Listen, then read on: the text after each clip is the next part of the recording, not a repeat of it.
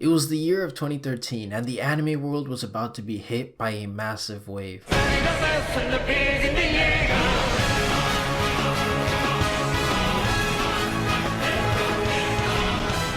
It was during this year when Attack on Titan came from nowhere and took the entire world by storm. Basement dwellers, Arabian princes, your dad that left to buy some milk and never returned, all of them were watching the greatness that is Attack on Titan. From anime veterans to people who'd never even watched a single anime in their lives, Attack on Titan somehow reached everyone's radar. It was one of the biggest and most notable periods in time in which anime had gone mainstream, when anime had finally reached international acclaim and praise. Even to this day, the only show that has come close to that level of popularity and scale is Demon Slayer. People were excited, they were hyped, with a premise that was easy for anyone to get into, with animation that was dynamic and fluid, with a soundtrack that perfectly complemented the pure adrenaline rush that was invoked. All in all, it was the perfect formula for all 12-year-olds around the nation to go goo goo gaga over. Flashy scenes, an abundance of testosterone, and some chiseled Mikasa abs. Something was indeed rising, and it wasn't my erection. But once season 1 finished airing, there was silence. The hype was there, yet nothing was delivered. Unfortunately, due to the creators not expecting AOT to reach the level of popularity that it did, as well as the fact that there wasn't actually enough source material to adapt, they simply were unable to take advantage of the situation. It was a missed opportunity, but not an opportunity that they really had any control over. And so, 4 years passed. Within those 4 years, people lost interest, they stopped caring, and slowly but surely, the hype essentially died out. If you go on my anime list, the total number of users for Season 1 and Season 2 directly show this, with Season 1 having been seen by 1.5 million people and Season 2 having only half of that number with 850,000. Now, does Mal represent the entire anime fanbase? Obviously no, but it gives a little bit of insight in regards to AOT's current standing. I'll acknowledge that the series still garnered a good amount of popularity for each preceding season, but it was nowhere near the same as when that first season aired, which is really unfortunate because the story that AOT is trying to tell and the story that it's built itself up to be could very well become the anime that defines the modern era. I seriously believe that once that final episode finishes airing, AOT will go down in history as one of the greats, a show that people will praise and look back onto for generations to come. And with that being said, here we are. Whether you're someone who's never even touched the show or have seen it all and just want to feel validated for your objectively superior opinion, I welcome you. Go grab your anime body pillows and prepare yourself. There will be spoilers in this video, so I suggest actually finishing the series before continuing, and also I want to preface by saying that this video was heavily inspired by Giga. I took a lot of inspiration from his video, and a lot of my points, at least early on, are essentially his just reworded. But I do go more in depth into aspects that stood out to me that he didn't mention, so that's kind of what this video is for. Anyways, with that extremely long intro out of the way, let's start at AOT's beginnings. Season 1.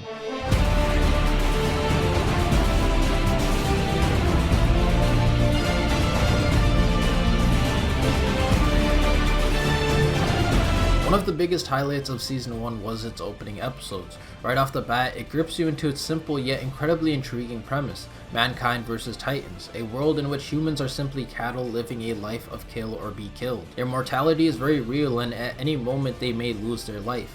They lack resources, land, and information, but even so they live, until one day the walls are breached and all come to ruin. With such a premise, the stakes are simple but clear. Death is everywhere and humanity is powerless to do anything. But amongst all the despair that exists, there's still hope, a hope for freedom. However, that ray of light is extremely dim, and so the story unfolds in a manner that conveys the idea that anything can happen on the battlefield.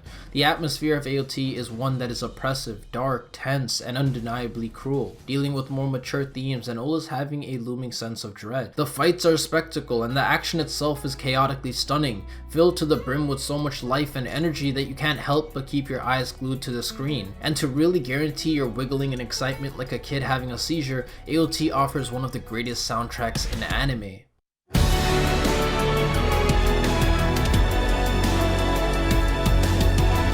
Now, I did steal that joke from Scamboli, but in any case, I genuinely can't express how amazing the soundtrack actually is. From the OSTs to the vocal tracks, the music has a way that invokes an emotional response. When the show wanted me to get chills, I got chills. When it wanted me to feel hope, I felt hope.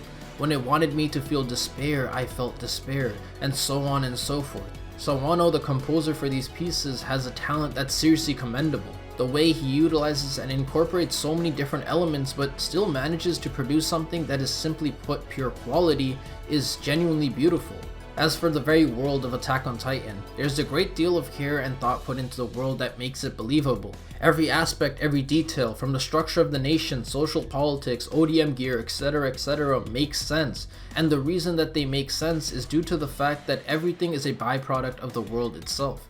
For example, the Titans are creatures that tower over the humans, and their weaknesses lie at the nape. This leads to the creation of the ODM gear, as it's the perfect weapon to counteract that. And to give further praise, AOT functions under certain rules. If you fuck up, you die. If you run out of gas, you die. If you act rashly, you die. But unlike other shows, AOT doesn't break these rules to forward its plot, which allows for deep immersion and believability of the events that occur.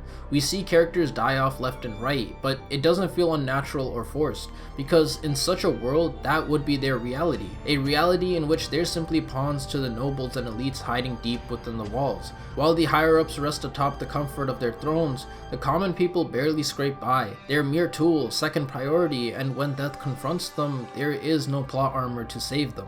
But with all that being said, Season 1 of Attack on Titan was not perfect. Coming from someone who absolutely loves AOT and enjoyed every second of my viewing, the truth is Season 1 was great, but it wasn't exceptional. The two biggest flaws of Season 1 was its pacing and its characters. Over the span of those 25 episodes, as much as it got my heart pumping and rose those tiny little pubic hairs on my body, from an objective sense, it wasn't exactly great writing. One arc would happen over the course of multiple years, while another would happen over one recon mission. Pacing would be really fast, then slow, then fast again, and overall felt disjointed. As for the characters, they never really got properly developed with the exception of Jean, and so a lot of people were unable to attach themselves or care for them. Sure, characters would die, but most of the time there was no emotional impact. Now, I want to make this clear. There was emotion to be felt, a great deal of it. The scenes by itself were immensely driven by emotion. But specifically in regards to the characters, not all but most of them failed to connect with the viewers because people never had the chance to familiarize or empathize with the characters in the first place. People instead cared more for the heart-pounding moments that played out, and the reason for this is because during that first season, rather than focusing on these characters, building them, and getting us to care, AOT instead decided to forward its general narrative while providing hype-inducing scenes in between. While these scenes were extremely enjoyable, once that initial adrenaline pump wore off, there wasn't anything else left to be desired. It was fun, it was exciting, but in the end, at its core, it was still a shonen with seinen-esque elements. And it didn't help that the characters themselves were one-dimensional. Eren was an angsty teenager who wanted freedom, Armin was a cowardly boy who wanted to see the ocean, and Mikasa was Levi 2.0 with a throbbing boner for Eren. But despite these flaws, I'm glad that AOT handled its story in such a manner. Had it not, then what we have today wouldn't have existed. While the flaws that I mentioned exist, they mostly pertain to Season 1. And I think what AOT did well during that first season exceeded what it failed to do. You see, what Season 1 offers at a surface level is raw enjoyment and a sense of spectacle that at the time was incomparable to any of the other shows in the medium. And it does that perfectly, but that's not where I give my praise. Behind that surface level story, what it did exceptionally well was the planting of seeds. While Season 1 played out, there was always an element of mystery, of a story much grander in scale. How did their world come to be? Where did the Titans originate from? Who is Eren's father? And most importantly, what is hidden inside the basement? None of these questions are answered within that first season. Instead, the mystery itself is subtly brought to light and put into the presence of our minds. And slowly, as the events unfold, small seeds are planted throughout with the purpose of having a major revelation later on. At the time, we're clueless as to what any of these plot threads mean or will lead to, but they're there. They exist and they undeniably have a purpose. And with that setup, Season 2 aired.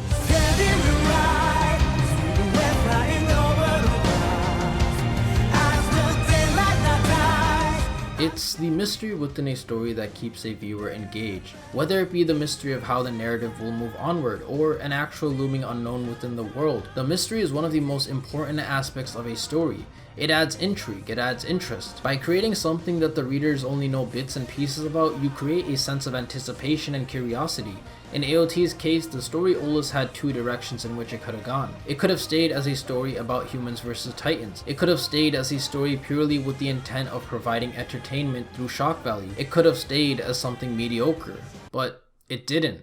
It was during season 2 when AOT slowed the pacing and drastically changed the way it told its narrative. Instead of just providing those hype-inducing moments, it decided to focus more on its characters. Characters who in the previous season we knew hardly anything about. By doing this, I was able to take a breather and properly invest myself in both the characters as well as the overarching story. Specifically in the case with Reiner, Bertolt, and Ymir. None of them hardly ever got any spotlight, but in season 2, they were the stars. I didn't understand their motives, but I was invested to learn more. From their dialogue exchanges to actions taken to the subtle implications, I continuously found myself filled with wonder. Everything was building to something, but the bigger picture was impossible to visualize. Even though the clues were laid out in front of me, it wasn't coherent enough to complete the puzzle. And this focus on the mystery aspect and how season 2 further developed such elements added a newfound layer of complexity and richness. Questions that were introduced previously finally got answers, yet the mystery of the world itself only continued to grow, with each new revelation leading to more and more unknowns. And in the end, they all worked together to help further develop the hidden inner workings of their world. With the foundation laid out, Attack on Titan set out to tell the epic that it wanted to tell since the very beginning. I think it was at this point when cracks of greatness started to shine.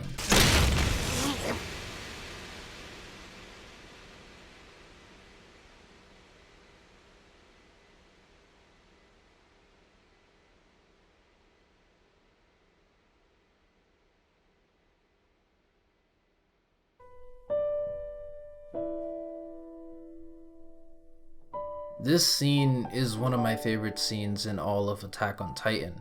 For context, Eren has always been the literal embodiment of someone striving for freedom. Throughout the entire series, we're constantly shown this through his actions and lots of screaming.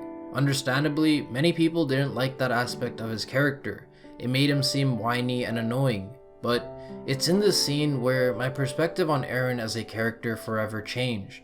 We watch Hans be devoured and the music completely shuts out. Both us and Eren witness the tragedy before us in complete and utter silence. Whether you find Hans' death contrived or not, the emotional impact it has on Eren is very real. Think about everything that has led up to this moment.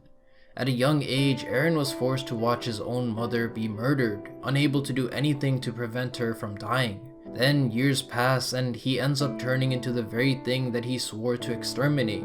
But ironically, this new power is the only reason humanity has a chance to retaliate. It's also the only thing that allows him to fight. Soon after acquiring this power, he learns that Annie was the cause that led to the destruction of the Levi squad. And without ever being able to understand her intentions, he's betrayed once again by his closest friends, people he genuinely cared about and respected. But the trauma doesn't end there. The Titan that killed his mother reappears, and as if to repeat history, takes another life that Eren endeared, that he cared for. Seeing this all go down, all the while being powerless to change anything, Eren breaks down. It's one of the most human moments in his character. In this scene, he's no hero, no warrior, no savior. He's none of that. He's simply a boy who's been beaten down constantly and is now suffering. He's human. And as any human in his position would, he cries. It's a tragic depiction of someone falling into self-loathing.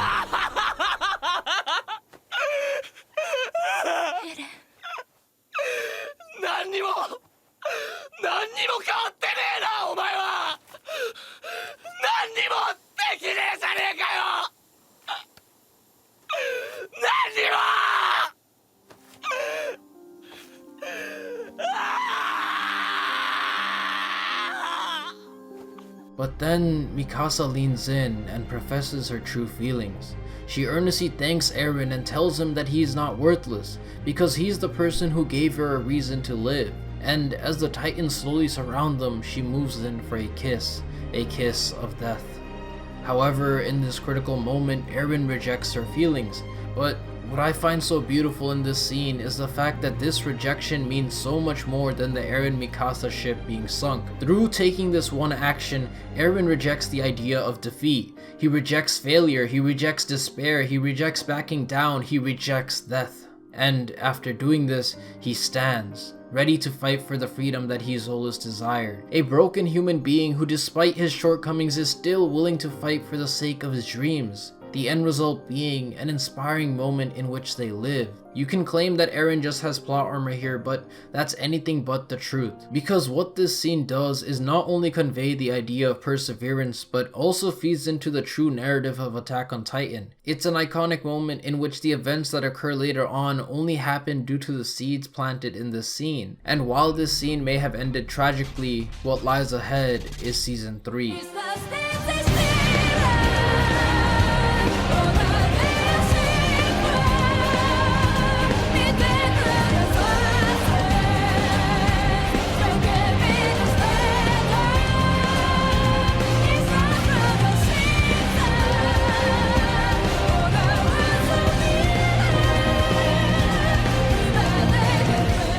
Season 3 Part 1 once again shifted AOT's approach to telling its narrative. It's no longer humans versus titans, but humans versus humans. The story changes from a simplistic battle of good versus evil to one shrouded in shades of grey. Evil rested everywhere, and places that were supposed to be areas of comfort no longer existed. With this as the baseline, Isayama also introduced a plethora of new ideas and concepts, and in doing so forced his characters to face unpredictable scenarios. Elements like conspiracy theories, power struggles, questions of morality, secrets, scheming, plotting, political warfare, hidden dictatorships, propaganda, and most importantly systematic oppression were all tackled. But it doesn't stop there. The lore was built upon, genocidal pacifists were established, and the true antagonists were hinted at. Especially in regards to the lore, the known truths within the walls were rules and ideas that we as viewers just believed as is. For example, we didn't exactly know how the walls were created, or how the kingdom was established. These aspects were things that we glanced over, or made small assumptions about, but it's in this season where such aspects are really delved into, and as the truth is unraveled, we come to learn that everything from the ground up had a purpose. What's more is the reveals surrounding Eren, his father, Ymir, the first king, and of course Historia were all well worth revelations that shook the very foundation that Attack on Titan was built upon. They also gave insight into the origins surrounding the Titan powers, while simultaneously giving context to past events / mysteries. All of this made Season 3 feel like a completely different show, but nonetheless a show filled with a new level of depth and interest. With this newfound depth came scenes that generated hype through the culmination of previous story threads rather than pure shock value. It's during these scenes in specific when the best AOT has to offer came to fruition. And so let's talk about one such scene. Aside from the beautifully choreographed Levi escape and the suspense-filled coup d'etat, what stood out to me the most is Historia's choice. Now, Gigok already went into this scene on his Attack on Titan video, and for the sake of not being repetitive, I won't discuss this for too long. Essentially what happens is what the title implies. Historia is given a choice. One is to accept her lineage and the other is to reject it. And much like Eren's rejection of death, she ends up rejecting the path set out for her. But what makes this scene stand out is the way it raises the bar for all of Attack on Titan, taking the already dire stakes to even greater heights. You see, the choice that she makes leads to a place filled with uncertainty. While the other path secured the current state of their world for years to come, the path that she chose had no foreseeable future. But despite that fact, instead of picking a world that is stagnant and never moving forward, Historia chose the world of progression. She chose to not repeat history, she chose to not become God, she chose to reject the comfort of complacency, which means she accepted the responsibility of altering humanity's fate. A fate that she and now everyone else bear within the palm of their hands. A fate that's far more grueling and difficult to overcome. But it's also in this timeline through this fate in which true freedom can be attained.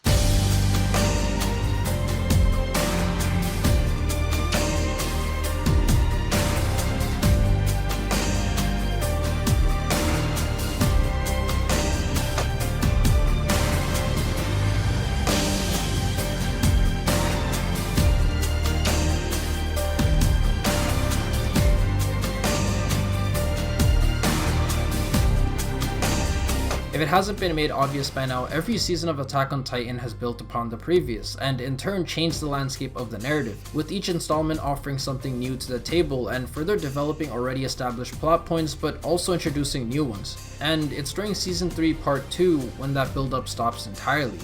But that's because it's during Part 2 when the puzzle is completed, and we get the payoff.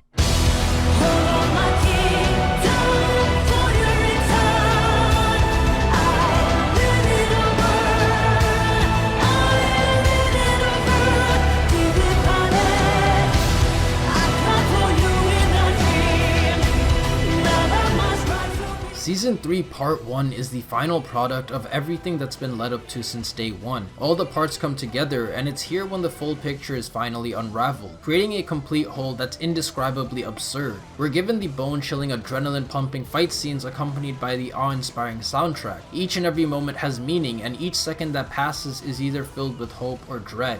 There's a great deal of tension, the atmosphere is oppressive, and each step forward has insurmountable consequences. No one knows the outcome, not the characters nor us. Tactics are employed, life-changing decisions are made, and many are slaughtered. But the battle wages on. Time does not stop, it only moves forward. Defeat means humanity's end, and victory means there's still a future ahead. Death is always looming, and each episode adds a heavy emotional depth that most stories can never even hope to reach. Through such stakes, it's an absolute must that our characters win, because if they don't, everything is done for. All the pain they've endured, the strides they've made, the lives they've lost, everything will be meaningless. The fact of the matter is, humanity will never reach the point they're at again, and failure is very literally extinction. Like I mentioned, the scenes are unpredictable, and there's really no way of telling what will happen next. This allows for an out-of-the-world thrill ride of an experience, as we're filled with anticipation and soon after blown away in pure amazement. And when we reach the climax scenes, they're absolutely breathtaking, yet also heart-wrenching.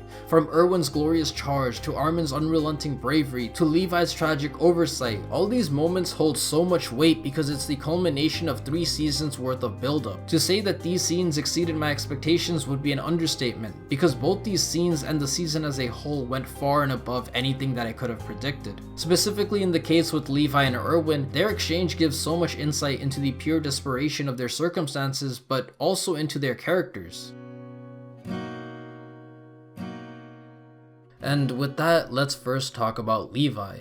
Levi is someone titled as humanity's strongest, and this title perfectly describes him because he truly is the best humanity has to offer. But in an ironic sense, during critical moments, Levi constantly fails to save the people he cares for. He failed to save his squad, he failed to save his family, and he failed to save the one man he respected. I know it's never made explicitly clear, but I genuinely believe that the burden of all the lives lost is something that weighs on him. Even though he hardly ever shows empathy and more often than not holds a cold demeanor, he definitely cares. But it's the actions that he takes despite his failures where his most important character trait shines. His heroism. In a world like Attack on Titan where the meaning of life is constantly questioned, Levi is someone who personally takes on the responsibility of giving value and purpose to those who've fallen. No matter the burden he has to carry, he does so without question. If we recall back to season 1, during the forest scene, Levi tells Eren to make a decision and to never regret it. You see, no one knows the outcome of battle. No one knows if his or her decision is the right one, but regretting the past only dulls one's ability to see into the future. After all, in order to see what lies ahead, you have to look forward, not backwards. Levi encapsulates this philosophy perfectly. With each misstep, he never lashes out or falls into depravity. He simply continues walking forward. He learns, he adapts, and lends advice whenever he can. And while the weight of countless lives rest on his shoulders, he carries them willingly and tries his best to succeed their expectations. He is a perfectly imperfect character. And in this season, like he always has, he takes on the role of humanity's strongest so that the sacrifices that will soon be made mean something. As for Erwin, we're shown that the root of all his actions stemmed from his desire to know the truth.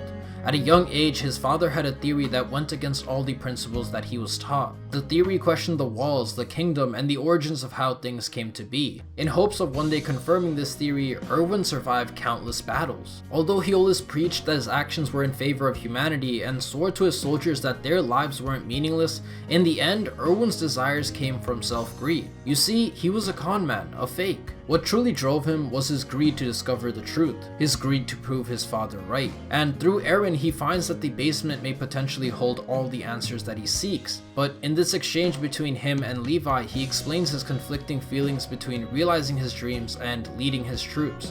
If he sets out to execute his plan, mankind may achieve victory. But doing so would mean sacrificing the very thing that has kept him standing thus far, his dreams. And if he did that, then his life would be meaningless, just like all the other soldiers who've fallen under his command, a life unfulfilled. But in the end, Erwin makes the harder choice. He gives up the one thing that he's ever wanted and takes on the role of a true leader. That final speech that he gives is both for his soldiers and himself.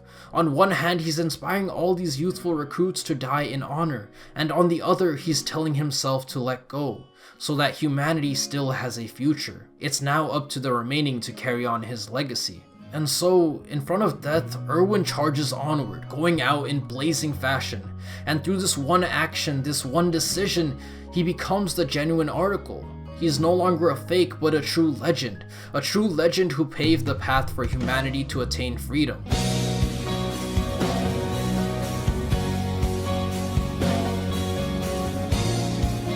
I hope that through these descriptions, if you didn't already, you were able to see Levi and Erwin in a higher light, and not just characters with badass being their only defining trait.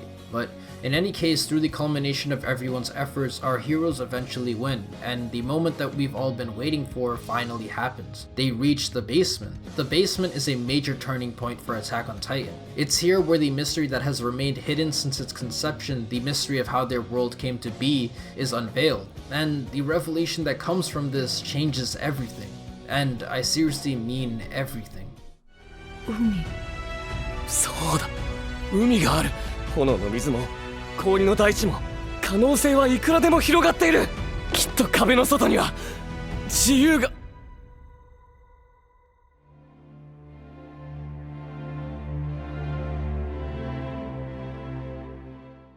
One of the biggest themes in Attack on Titan is the idea that in order to gain something, you have to sacrifice something else in compensation, and in order to attain freedom, you have to sacrifice your humanity. And on that topic, let's talk about Eren.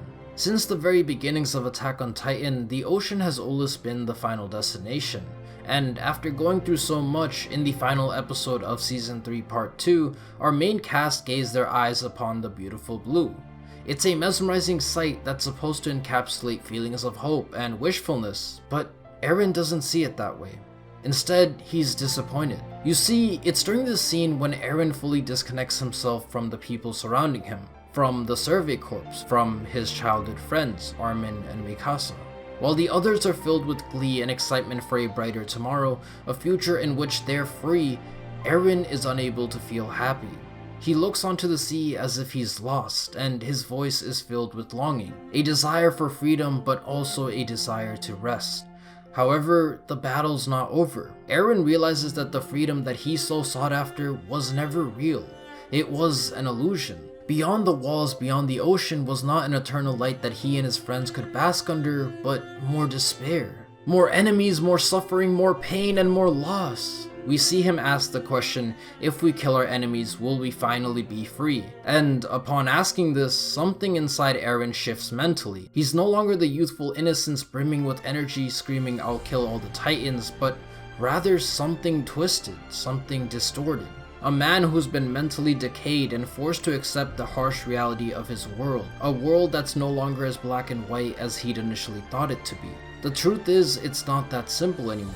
What Eren is now fighting against, and will fight against, is an entity that's far more complex than the one-dimensional Titans he fought against before. They're living human beings. People who also have aspirations, dreams, homes, and families. But to desire freedom in the cruel world of Attack on Titan, Eren has to be the driving force that takes that all away. For him to be free, there needs to be a sacrifice. At least, that's the conclusion Eren comes to. And so, he resolves to become someone who's willing to fight for freedom no matter the costs, even if those costs means becoming the monster of this story. A person who would soon commit atrocious acts and kill countless innocent people.